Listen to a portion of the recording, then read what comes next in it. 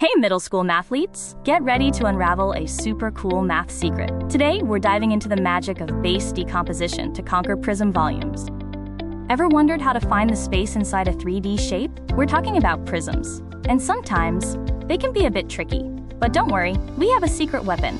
So, what exactly is a right prism, and why can calculating its volume be tricky? It's a 3D shape with two identical bases and straight sides. The trickiness comes from those bases. Here's the big secret: base decomposition. It's a fancy way of saying we're going to break down complex problems into simpler ones. Sounds like a superpower, right? The fundamental problem is when the base of our prism isn't a simple rectangle or triangle. What if it's a pentagon, or even a kite shape? We need a way to find that area. Why isn't a simple formula always enough? Because not all shapes are created equal. A single formula won't work for every kind of polygon. Imagine you have an oddly shaped cookie cutter. You can't use a regular circle or square formula to find its area. This is where decomposition comes in handy. Base decomposition means taking that tricky base and breaking it into smaller, simpler shapes. Think of it like a puzzle.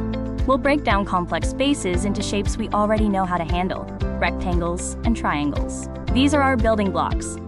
For example, a kite-shaped base can be easily broken down into 2 or even 4 triangles. We know the area formulas for those. Once you have all your simple shapes, you calculate the area of each one. Then, you simply add them all together. This step is all about finding the individual areas of those smaller rectangles and triangles. It's like finding the area of each room in a house. Summing them all up gives you the total area of the base, which we call B in our volume formula. This B is crucial. Now for the grand finale. Once you have the total base area B, you just multiply it by the height of the prism H to get the total volume V. V equals B times H. This formula works for any right prism because decomposition lets us find that essential B value no matter how complex the base is.